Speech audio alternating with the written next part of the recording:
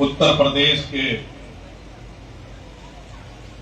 मेरठ जिले के सरदना विधानसभा क्षेत्र में इस मेहरमती गांव में मेहरमती व आसपास से पधारे हुए सभी पंच पटेलों, मेरी प्यारी माताओं बहनों, मंच पर विराजमान आपके प्यारे लाडले संघर्षशील विधायक भाई साहब अतुल जी जा रहा है।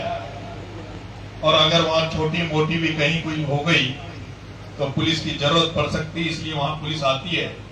लेकिन मुझे नहीं पता था कि आज उत्तर प्रदेश में योगी के राज में सरदना के गांव में, जहां समाज का गांव है, समाज के लोगों से मिलने जुलने जा रहा हूं, रामाशामी करने जा रहा हूं, और वहां भी पुलिस की खाकी वर्दी आ जाएगी।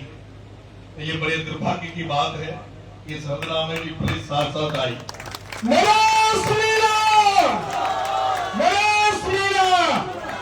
ये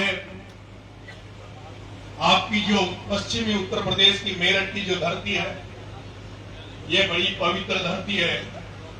ये वही धरती है जो 1857 में देश की आजादी के लिए सबसे पहले क्रांति इसी नरेंद्र मोदी और भारतीय जनता पार्टी के राज में जब किसानों पे काले कानून लादे जा रहे थे, तो उसमें जो किसानों ने सबसे अग्रणी भूमिका निभाई, उस समय भी इसी पश्चिमी उत्तर प्रदेश के किसान भाइयों ने राकेश टिकैत और उनके यूनियनों के नेतृत्व में, संयुक्त किसान मोर्चा के नेतृत्व में, जब देश की राजधानी दिल्ली को पूरे किसानों ने घेर लिया था, उसी की को पढ़कर, उसी को सीखकर जब यहाँ किसान आंदोलन जब दिल्ली में चल रहा था, तो सबसे पहले अलवर की धरती जहाँ झाला ताला मीणा समाज का गांव था, और राजस्थान में अगर किसान आंदोलन की पहली कोई जनसभा हुई तो मीणा समाज का गांव अलवर का झाला ताला था, जहां हमने राकेश टिकैत को ले जाकर सभा कराई।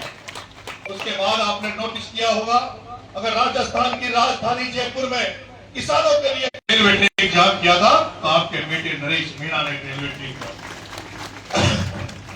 मेरे पास कोई पद नहीं रहा, मैं कभी कलमदार नहीं बना जिसकी कलम से किसी का हित किया जाए, मैं कभी किसी ओहदे पे नहीं रहा, लेकिन एक छोटे से गांव से निकलकर पढ़ने के लिए राजस्थान की राजधानी जयपुर में आया था, ताकि घर वालों को सपना को पूरा कर सकूं। घर वाले सोचते थे हमारा बेटा भी कलेक्टर एसपी बन जाए। मैं भी नौकरी लगने के मकसद से राजधानी जयपुर में जब पढ़ने आया, जब मैंने देखा कि वहां भी हमारे जो ग्रामीण अंचल के बच्चे, गाँव के बच्चे जब आते थे, तो उनको वहां दूर मैंने बहुत सारे ऐसे काम किए जिससे कई ग्रामीण परिवेश से आने वाले बच्चे आगे बढ़े, और आज छात्र राजनीति में भी वहां अपना मुकाम प्राप्त किया। और कई मेरे जो साथी थे छात्र राजनीति के, जो जूनियर साथी थे, आज वो 2-2 बार 3-3 बार राजस्थान में विधायक बन गए। लेकिन जब मुझे मुकाम मिलने लगा, मुझे बनने का मौका मिलने लगा, वहां जिन लोगों को मैंने राजनीतिक तौर पर ये सोचा कि इनको मैं पकड़कर अंगुली पकड़ूंगा, इनसे इनके साथ आगे बढ़ूंगा, लेकिन लास्ट ये रहा क्योंकि मैं ग्रामीण परिवेश से आता था। मैं जिन लोगों की बात करें, जब मैं जेल में था तो मुझे बताया गया कि उत्तर प्रदेश का समाजवादी पार्टी का एक नेता, एक युवा नेता जो छात्र राजनीति से निकल के अब्दुल प्रधान जो MLA बना है, उसने आपके पक्ष में पोस्ट डाली है, फेसबुक पे पोस्ट करी है। उसके बाद मैंने इनसे जब जेल से निकला, इनको याद किया, इनको धन्यवाद किया। उस समय भी मैंने जब याद किया तो अतुल जी प्रधान मेरे साथ वहां जाकर मेरे साथ खड़े हो। और यही नहीं, इन्होंने जो मेरी मदद करी उसका बहुत बड़ा फायदा मुझे वहां मिला है। मैंने जब चुनाव खत्म हुआ, उस कर्जे को चुकाना चाहता था। अतुल जी प्रधान साहब, मैं जिस जाति से आता हूँ, आपने भी देखा होगा, इस उत्तर प्रदेश में हमारे राजस्थान के कई पदाधिकारी, पुलिस में हमारे बड़े बड़े अफसर यहाँ लगे हुए हैं, कई IG लगे हुए हैं, कई एडिशनल DG के पदों पे रहे, कई ब्यूरोक्रेसी में हमारे लोग बड़े ऊंचे ओहदे पे हैं। जो कुछ परिवारों के, जो दूसरे परिवारों के सदस्य हैं, मुझे विश्वास है उन्हीं को भी अपने परिवार की तरह देखते हैं, चाहे मुस्लिम परिवार हो चाहे दूसरे परिवार हो, इनको भी ये भाईचारे के साथ लेते हैं। इन पर जो इन पर कर्ज करता है, जो इनके लिए काम करता है, ये उसका 10 गुना कर्जा चुकाने का प्रयास करता है। मैं विश्वास दिलाता हूँ कि अतुल जी भाई साहब जो तो मुझे 5-7 दिन के लिए मैं आपके वहीं रहूंगा, आपका वहाँ प्रचार करूंगा और आपका कर्जे को ब्याज सहित आपके कर्जों को चुका के आऊंगा।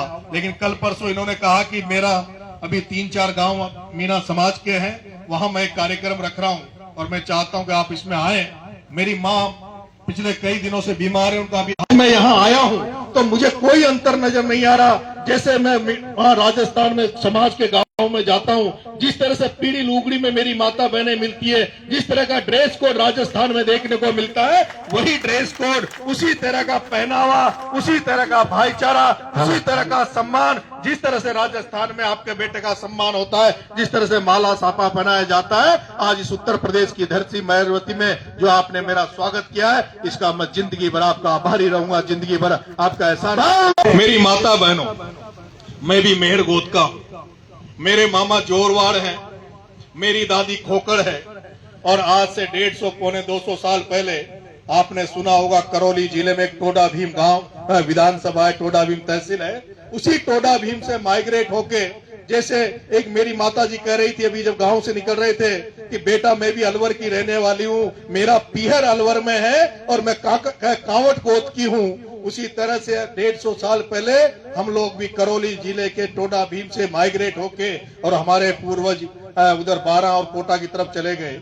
आज हालात यह है, हमारी बहुत बड़ी संख्या मध्य प्रदेश में है, बहुत बड़ी संख्या, जिस तरह से अभी बता रहे थे कि हमारे इस जिले में 3-4 गांव हैं, लेकिन बुलंदशहर के आसपास बहुत बड़ी मीणा समाज सामान्य वर्ग में आता है। वहीं जहां राजस्थान में मीणा समाज अनुसूचित जनजाति एसटी वर्ग में आता है, और मध्य प्रदेश में चले जाओ तो वहां हम ओबीसी वर्ग में आते हैं। चारों तरफ से हमें अलग अलग बांट दिया गया, जाति एक। और आपने देखा होगा पिछले दिनों तो राजस्थान में भी जिस तरह से हमारे लोगों ने संघर्ष करके हमें एसटी का दर्जा दिलाया, आरक्षण में हमें दिलाया, उसको छीनने का प्रयास किया गया, मीणा का एक नाटक करके, और आरक्षण को छेड़ने का प्रयास राजस्थान में किया गया। लेकिन राजस्थान के पूरे मीणा समाज ने एक जाजम पर इकट्ठा होकर ताकत दिखाई, जिसकी दम पर सरकारों को पीछे झुकना पड़ा। अगर कभी मौका मिला, आज जिस तरह से मुझे पता लगा कि उत्तर प्रदेश के मीणा समाज सामान्य वर्ग में है, मध्य प्रदेश के मीणा समाज ओबीसी वर्ग में है, राजस्थान का मीणा समाज एसटी वर्ग में है। राजस्थान में तो पूर्व हमारे जो अलवर में पैदा हुए कैप्टन छुट्टनलाल जी मीणा,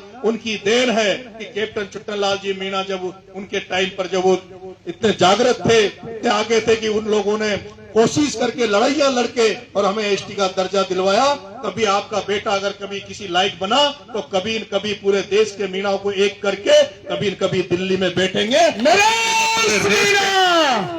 पूरे देश के मीणा समाज को एसटी में शामिल करने की, पैरवी करने का प्रयास मैं करूंगा। आप सबने जो स्वागत किया, सत्कार किया, उसके लिए मैं बहुत बहुत धन्यवाद ज्ञापित करता हूं। मुझे विश्वास है, भरोसा है कि आप इस बेटे की लाज रखोगे। हाथ खड़े करो तो मेरे ऊपर पूरा आशीर्वाद है। हाथ खड़े करो, मेरे ऊपर आशीर्वाद है। अच्छा, मेरे ऊपर है तो मेरे भाई के ऊपर है कि नहीं है? मेरी बात का सम्मान करोगे? अभी तो मैं अनऑफिशियल वैसे आया हूं। अभी कुछ दिन पहले कमिश्नर साहब, मैं बेटे के लिए एडमिशन के लिए देहरादून गया था, तब भी आपके यहां से निकला था। तो हमारे जो भी धार्मिक वो होते हैं, उसमें हम गंगा जी जाते हैं, हरिद्वार जाते हैं, और हरिद्वार आए 2-4 साल में जाने का एक मौका मिलता रहता, जाते रहते हैं। अगली बार जब भी इधर जाएंगे, चाहे हरिद्वार जाए, चाहे घूमने जाए मसूरी वगैरह, तो आपके यहाँ रुक कर जाएंगे। अपने जो गांव है, पकल में कौन सा गांव है? टांडा। अच्छा, तो एक रात, और भाई साहब के चुनाव में 2 साल में लड़ा हूं, और ये देश में इतिहास होगा कि 3 चुनाव 2 साल में 3 विधानसभा के चुनाव लड़ा, और अलग अलग जिलों से लड़ा, अलग अलग कॉन्स्टिट्यूंसी से लड़ा, और मुझे एक विधानसभा में 60,000 वोट मिले, एक में मुझे 53,000 वोट मिले, एक में मुझे 45,000 वोट मिले। और केवल वहां वो जो वोट मिले, उनका जो गणित था वोटों का, जो सामाजिक आंकड़े मैंने जब निकाले कि किस कौम का, किस जाति का वोट मुझे कितना मिला, तो आप सौभाग्यशाली महसूस करेंगे कि आपका बेटा मीणा समाज में पैदा हुआ। मीणा समाज ने मुझे तीनों कॉन्स्टिट्यूंसी में जितना वोट कास्ट किया, उतना ही वोट, उससे 1.5 गुना वोट मुझे दूसरे समाजों ने भी मुझे वोट दिया।